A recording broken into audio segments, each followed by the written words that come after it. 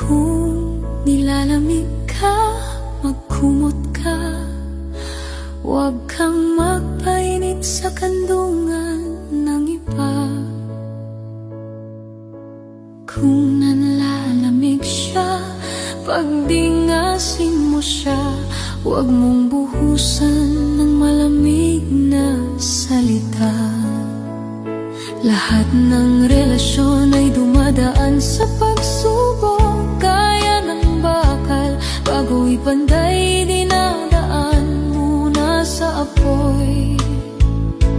Bago gawing baluti, itak o asarol, nasa kamay mo kung paano mo huhubugin ang binuo mong relasyon. Sa apoy ng pagsubok, ang pag-ibig ay